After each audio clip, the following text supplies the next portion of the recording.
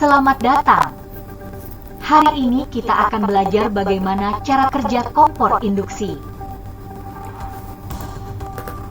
Halo, saya akan menjelaskan prinsip kerja kompor induksi dengan mudah dan jelas.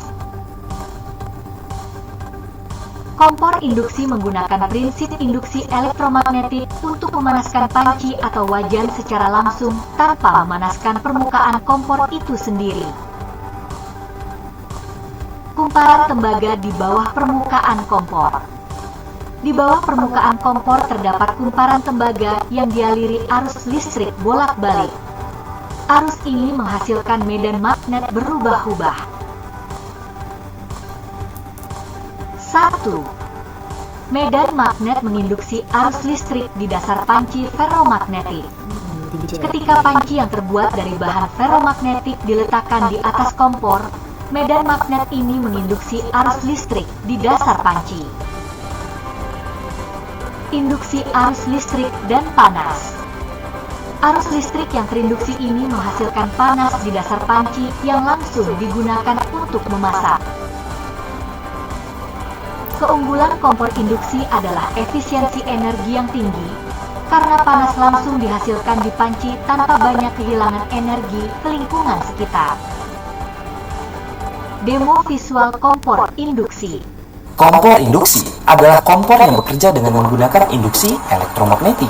Dan yang berikut adalah penjelasan singkatnya. Di dalam kompor induksi terdapat kumparan logam yang biasanya terbuat dari copper atau tembaga. Ketika kumparan ini dialiri listrik bolak-balik atau arus AC, maka akan menghasilkan medan magnet yang berosilasi atau berubah-ubah. Dan sesuai dengan hukum Faraday yang mengatakan perubahan medan magnet dalam sebuah material konduktor akan menginduksi arus listrik di material tersebut. Dan osilasi atau perubahan arus bolak-balik AC ini sangat cepat, sekitar 50-60 kali per detik, tergantung frekuensinya.